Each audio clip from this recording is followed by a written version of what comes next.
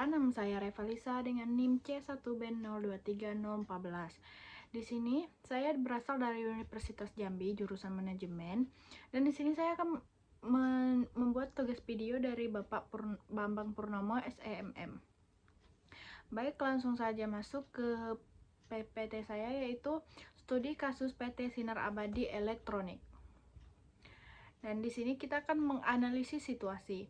Yang pertama yaitu identifikasi masalah utama yang dihadapi PT Sinar Abadi Elektronik terkait hubungan dengan GCC.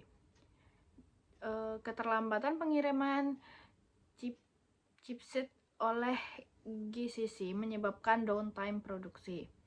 Yang pertama yaitu kualitas chipset tidak konsisten dengan tingkat kerusakan yang tinggi. Dan yang kedua yaitu kenaikan harga chipset sebesar 15% secara sepihak oleh GCC. Dan kurangnya komunikasi dan transparansi dari GCC terhadap keluhan. Ketergantungan tinggi PT Sinar Abadi Elektronik di GCC, pasokannya sampai 70% chipset.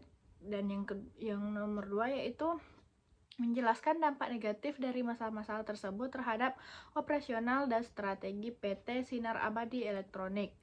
Nah, penurunan produksi, keterlambatan, kualitas buruk chipset yaitu mengurangi volume produksi smartphone. Yang pertama yaitu peningkatan biaya. Nah, kenaikan harga chipset dan downtime meningkatkan biaya produksi. Kerugian reputasi yaitu keterlambatan pengiriman merusak reputasi sebagai produsen andal. Dan yang ketiga yaitu hubungan pelanggan. Ketidakmampuan memenuhi permintaan pasar menyebabkan ketidakpuasan distributor pelanggan. Dan yang terakhir yaitu apa akar permasalahan dari ketergantungan yang berlebihan pada satu pemasok. Nah, ini kurangnya diversifikasi pemasok sehingga PT Sinar Abadi Elektronik tidak memiliki alternatif jika GCC bermasalah. Yang pertama yaitu ketidakmampuan bernegosiasi karena ketergantungan tingkat pada GCC. Dan kurangnya strategi mitigasi risiko rantai pasok seperti cadangan stok atau kontrak dengan pemasokan lain. Lanjut masuk ke strategi segmentasi pembelian. Yang pertama yaitu jika Anda harus melakukan segmentasi ulang pemasok PT Sinar Abadi Elektronik, bagaimana Anda akan mengklasifikasikan GCC.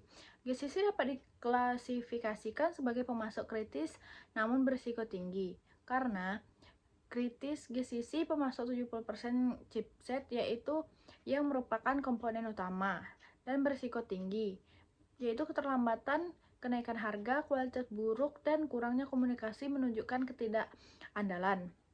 Yang kedua yaitu bagaimana pendekatan CRM yang berbeda harus diterapkan untuk jenis pemasok seperti GCC dibandingkan dengan pemasok lain yang kurang strategis. Nah, untuk GCC pemasok kritis yaitu yang pertama bangun komunikasi insentif untuk meningkatkan transparansi, negosiasi kontrak jangka panjang dengan klausul penalti untuk keterlambatan atau kualitas buruk, dan mulai mencari pemasok alternatif untuk mengurangi ketergantungan. Untuk pembelian kurang strategis, terapkan pendekatan transaksional, fokus pada efisien biaya. Tidak perlu komunikasi intensif, cukup pemantauan rutin. Dan lanjut yaitu rekomendasi jangka pendek. Nah, tindakan segera apa yang harus diambil PT Sinar Abadi Elektronik untuk mengatasi masalah kualitas, keterlambatan, dan kenaikan harga dengan GCC. Lakukan negosiasi ulang dengan GCC untuk menuntut kompensasi atas keterlambatan dan kualitas buruk. Yang pertama yaitu terapkan pemeriksa kualitas lebih ketat pada chipset yang diterima dari GCC. Yang kedua yaitu cari pemasok sementara untuk menutupi kekurangan pasokan chipset. Dan bagaimana PT Sinar Abadi Elektronik dapat meningkatkan komunikasi dan transparansi dengan GCC dalam waktu dekat? Tetap hubungi orang khusus untuk komunikasi rutin dengan GCC. Yang pertama yaitu atur pertemuan secara berkala untuk membahas kinerja dan masalahan pasokan. Yang kedua yaitu gunakan teknologi, misalnya sistem ERP terintegrasi untuk melacak status pengiriman secara real time. bagaimana mengisyaratkan dan menjelaskan setidaknya 3 metrik kinerja utama yang harus mulai dilacak oleh PT Sinar Abadi Elektronik untuk menggabungkan GCC secara lebih efektif, yaitu on time delivery rate dan presentasi pengiriman GCC yang tepat waktu. Yang pertama yaitu tingkat cacat. Nah, presentasi chipset yang cacat atau tidak memenuhi standar kualitas, dan yang kedua yaitu response time, yaitu waktu yang dibutuhkan GCC untuk menghadapi keluhan atau lanjut ke rekomendasi jangka panjang dan strategi mitigasi risiko. Nah, apa strategi jangka panjang yang harus diadopsi PT Sinar Abadi Elektronik untuk mengurangi ketergantungan pada GCC? Nah, diversifikasi pemasok dengan mencari mitra baru di Asia Timur atau wilayah lain. Yang pertama yaitu kembangkan hubungan dengan pemasok lokal untuk komponen tertentu. Yang kedua yaitu investasikan dalam stok cadangan chipset untuk mengatasi gangguan pasokan. Dan bagaimana PT Sinar Abadi Elektronik dapat membangun hubungan yang lebih kolaboratif dan saling menguntungkan dengan strategi pemasok-pemasok di masa depan, yaitu bangun kemitraan berbasis kepercayaan dengan berbagai data perkiraan permintaan. Yang pertama yaitu libatkan strategi pemasok dalam proses perencanaan produk untuk meningkatkan inovasi bersama dan berikan insentif, misalnya kontrak jangka panjang pada pemasok Anda.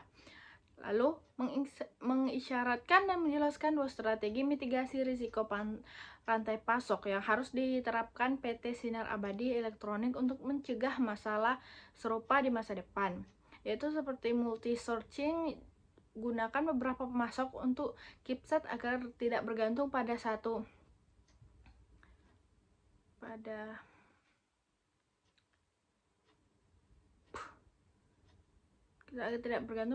sumber. Yang pertama yaitu safety stock, yaitu simpan stok cadang chipset untuk mengantisipasi gangguan pasokan.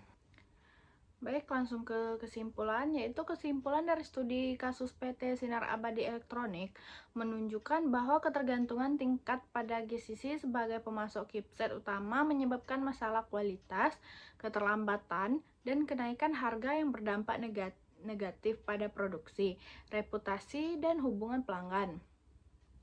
Jadi untuk jangka pendek, perusahaan perlu segera menegosiasi dengan GCC, meningkatkan komunikasi, dan melacak metrik kinerja seperti pengiriman tepat waktu dan tingkat kerusakan. Dalam jangka panjang, diversifikasi pemasok, pembangunan kemitraan kolaboratif, dan strategi mitigasi seperti multi-sourcing, serta cadangan stok diperlakukan untuk memastikan stabilitas rantai pasok dan mencegah masalah serupa di masa depan. Baiklah, sekian dari saya ucapkan terima kasih buat yang sudah menonton.